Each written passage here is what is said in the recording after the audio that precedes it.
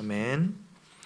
오늘 함께 살펴볼 하나님의 말씀은 신명기 5장 1절에서 10절 말씀입니다. 신명기 5장 1절에서 10절 말씀.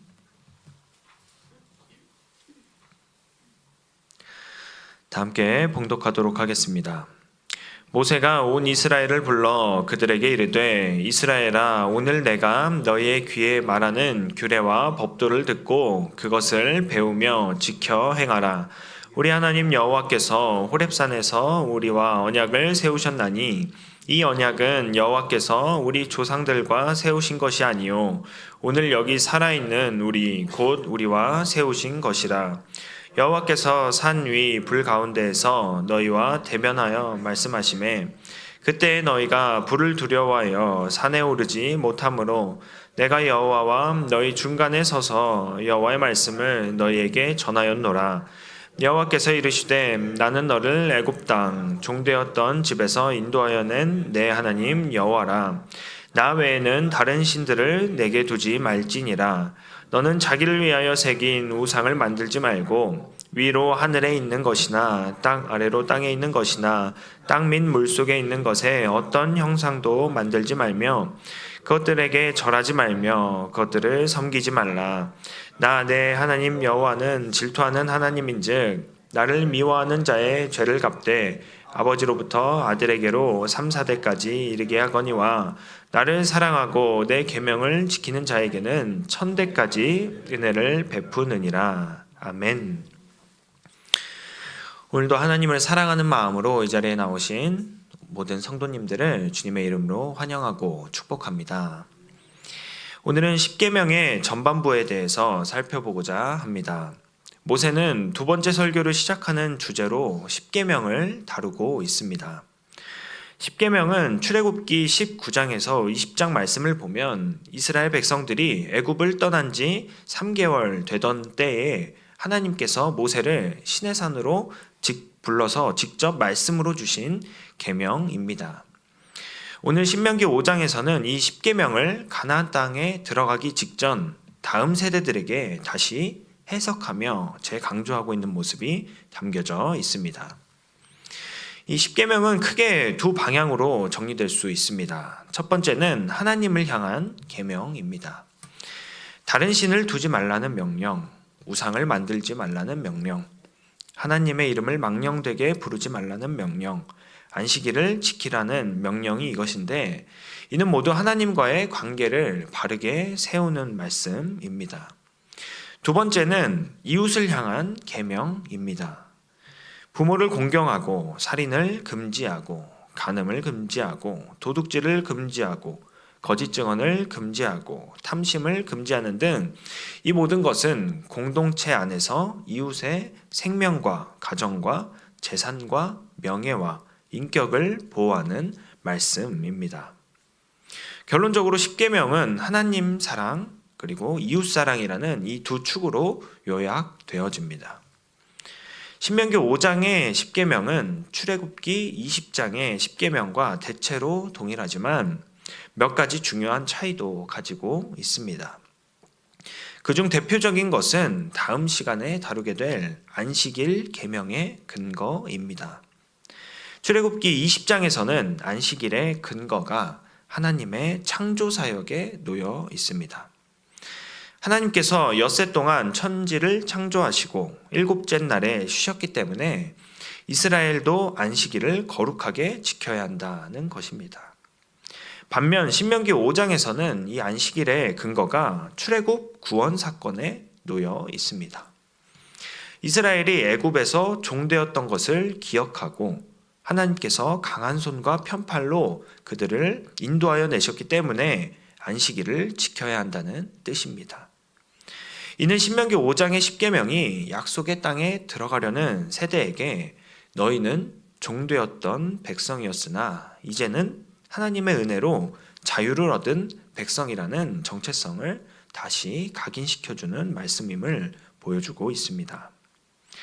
그러므로 신명기 5장의 십계명은 단순히 이 각각의 계명이 무엇을 금지하고 무엇을 명령하는지만 살펴보아서는 안 되고 더 근본적으로 이 계명들이 어떤 언약적 배경 속에서 주어졌는지, 이스라엘의 구원 경험과 어떤 관련을 가지는지, 그리고 하나님의 백성으로서의 정체성을 어떻게 형성하는지를 함께 살펴보아야 합니다.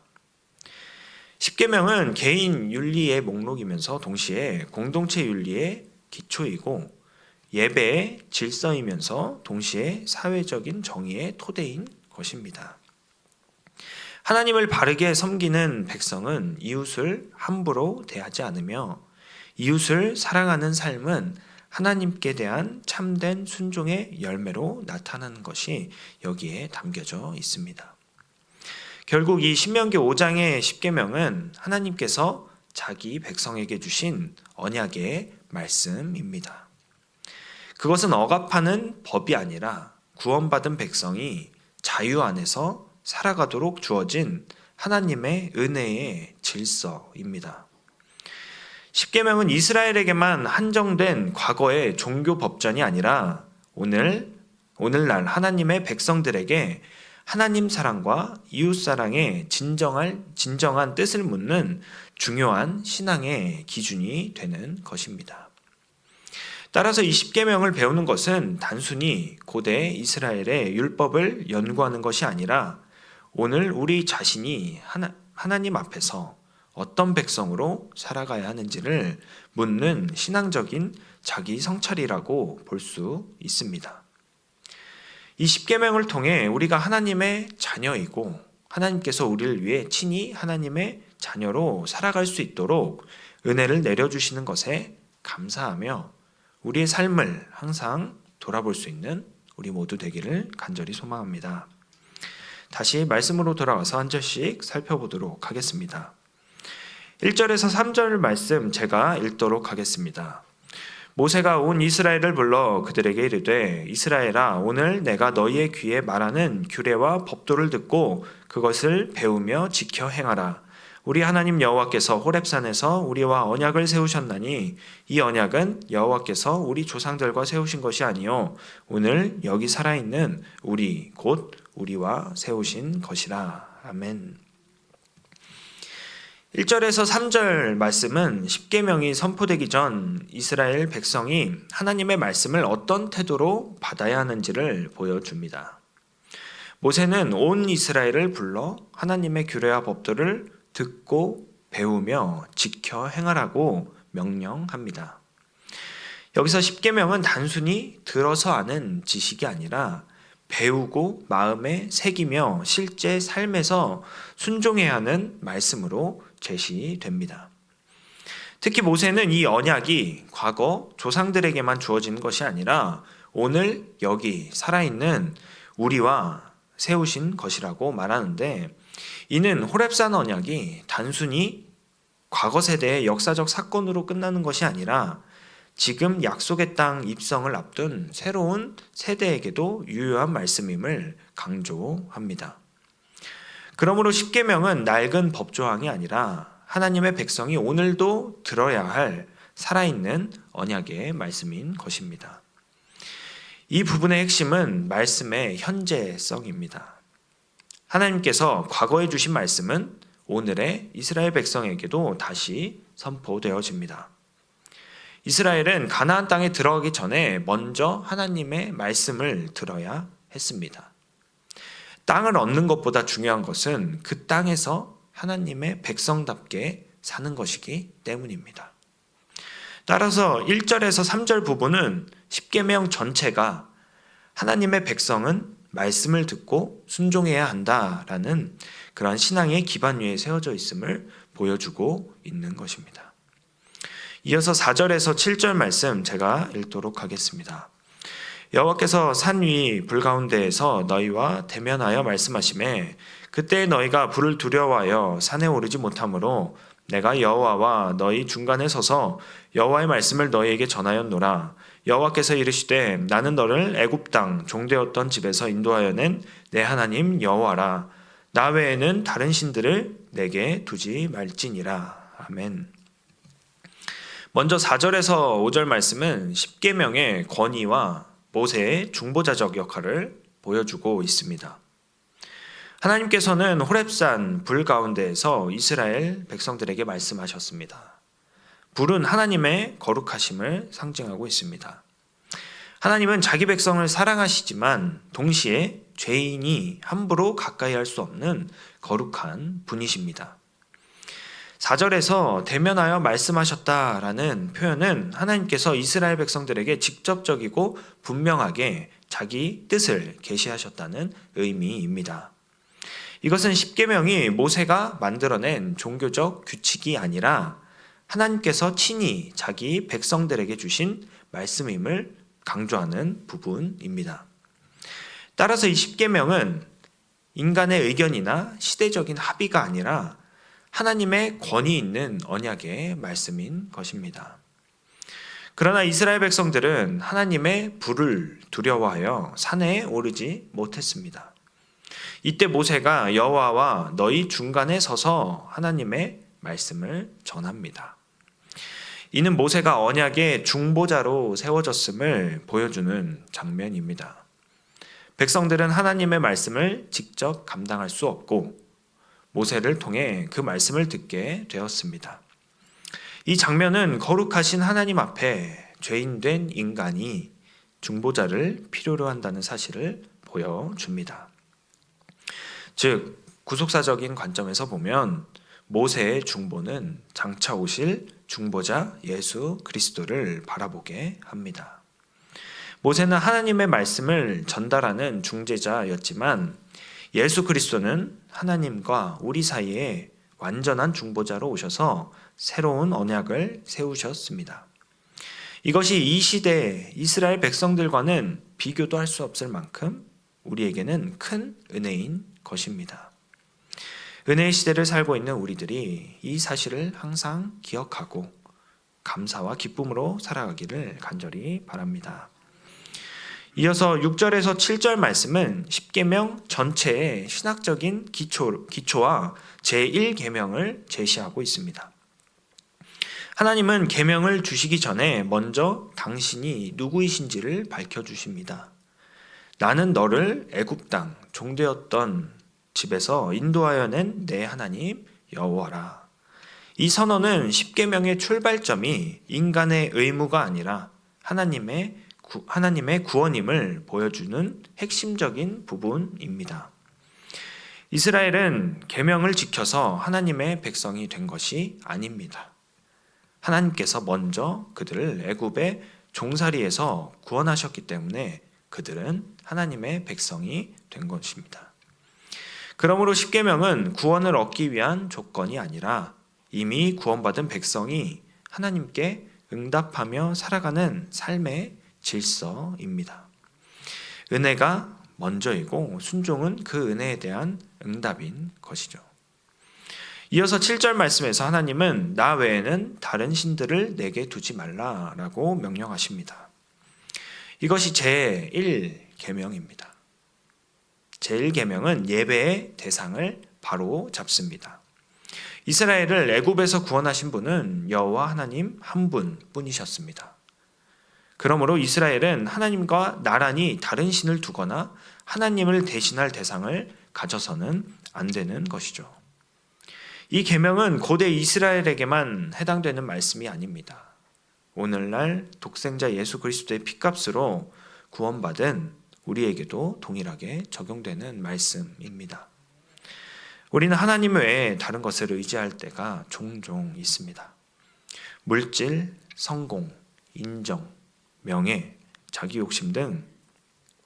하지만 그 어떤 것도 하나님보다 앞서면 그것은 현대적인 의미에서 다른 신, 곧 우상이 됩니다. 오늘 이 1계명은 우리들에게 묻습니다. 우리는 무엇을 사랑하고 있는가? 우리는 이 질문에 정직하고 올바르게 답할 수 있어야 합니다. 마지막으로 8절에서 10절 말씀 함께 읽도록 하겠습니다. 시작. 너는 자기를 위하여 새긴 우상을 만들지 말고 위로 하늘에 있는 것이나 아래로 땅에 있는 것이나 땅 및 물속에 있는 것에 어떤 형상도 만들지 말며 그것들에게 절하지 말며 그것들을 섬기지 말라. 나 내 하나님 여호와는 질투하는 하나님인즉 나를 미워하는 자의 죄를 갚되 아버지로부터 아들에게로 3, 4대까지 이르게 하거니와 나를 사랑하고 내 계명을 지키는 자에게는 1000대까지 은혜를 베푸느니라. 아멘. 8절에서 10절 말씀은 제2계명을 다룹니다. 1계명이 누구를 섬길까라는 물음이라면 2계명은 하나님을 어떻게 섬길 것인가 묻고 있습니다. 하나님만 섬긴다고 하면서도 하나님을 인간이 만든 형상 안에 가두려 한다면 그것은 참된 예배가 아니라 우상 숭배가 되어지는 것입니다. 8절 말씀은 자기를 위하여 새긴 우상을 만들지 말라라고 명령합니다. 여기서 자기를 위하여라는 표현이 중요합니다. 우상은 겉으로는 하나님을 위한 것처럼 보이지만 실제로는 인간 자신을 위한 것이었습니다. 우리 인간은 보이지 않는 하나님을 믿고 순종하기보다는 눈에 보이고 손에 잡히며 통제 가능한 형상을 원합니다. 그러나 하나님은 하늘, 땅 및 물속 어떤 피조물의 형상으로도 제한될 수 없는 창조주이십니다. 인간의 욕심으로 하나님을 하나님의 자리에서 끌어내릴 수 없는 것이죠. 9절 말씀은 우상을 만들지 말라는 명령에서 더 나아가 그것들에게 절하거나 섬기지 말라고 말합니다. 우상 숭배는 단순히 조각상 앞에 절하는 종교 행위만을 의미하지 않는다는 것을 이미 잘 알고 계실 것입니다. 우상 숭배는 삶의 중심을 하나님이 아닌 다른 것에게 두고 그것을 사랑하는 것입니다. 하나님은 자신을 질투하는 하나님이라고 말씀하십니다. 이 질투는 인간의 이기적인 시기심이 아니라 언약적인 사랑에서 나오는 거룩한 하나님의 성품입니다. 하나님은 자기 백성이 다른 신에게 마음을 빼앗기는 것을 그냥 지켜보지 못하시는 것이죠. 또한 이것은 죄의 영향이 다음 세대에 미칠 수 있음을 보여주고 있습니다. 3, 4대까지라는 표현은 하나님께서 무고한 후손에게 이 조상의 죄를 기계적으로 전가하시겠다는 뜻이 아니라 한 세대의 우상 숭배와 불순종이 이 다음 세대의 신앙과 삶에 심각한 영향을 줄 수 있다는 뜻으로 이해해야 합니다. 그러나 10절 말씀은 하나님의 은혜가 죄의 영향보다 훨씬 더 크다는 사실을 우리에게 보여주고 있습니다. 하나님은 나를 사랑하고 내 계명을 지키는 자에게는 1000대까지 은혜를 베푸신다고 말씀하십니다. 3, 4대와 1000대의 대조는 하나님의 심판보다 하나님의 은혜와 사랑이 훨씬 더 크고 풍성하다는 사실을 강조합니다. 신명기에서 하나님의 사랑은 단순한 감정이 아니라 계명에 대한 순종으로 나타나는 언약적인 충성입니다. 하나님을 사랑하는 사람은 하나님을 자기 방식대로 만들지 않고 하나님께서 계시하신 말씀에 따라서 그분을 섬기는 것입니다. 말씀을 마무리하도록 하겠습니다. 창조주이신 하나님께서 친히 피조물인 우리에게 이러한 계명을 내려주셨습니다. 저는 이 본문을 묵상하면서 조금 의아했습니다. 도대체 우리가 무엇이길래 전지전능하신 창조주 하나님께서 이렇게 하나하나 자세히 우리에게 이런 말씀을 주신 것일까? 어찌 보면 인간과 곤충의 차이보다도 더 큰 창조주와 피조물의 관계인데 하나님이 굳이 이렇게 하실 필요가 있으셨을까 생각해 보았습니다. 이것은 단순히 친절함을 넘어 사랑이 들어가지 않고는 있을 수 없는 일입니다. 심지어 하나님께서는 당신 그 자체이시며 사랑하는 아들이신 예수 그리스도까지 보내주셨습니다. 우리를 위해서. 사랑이 아니고는 있을 수 없는 일입니다. 오늘 말씀처럼 하나님은 우리를 먼저 사랑해 주셨습니다. 이 계명은 그에 대한 우리의 당연한 삶의 반응이어야 합니다. 그럼에도 이것이 참 어려운 죄인인 우리를 오늘도 다시 불러주시고 일으켜 세워주시는 하나님께 감사하며 이 은혜 오늘도 온전히 누리며 감격함으로 살아갈 수 있는 우리 모두 되기를 주님의 이름으로 축복합니다. 기도하겠습니다.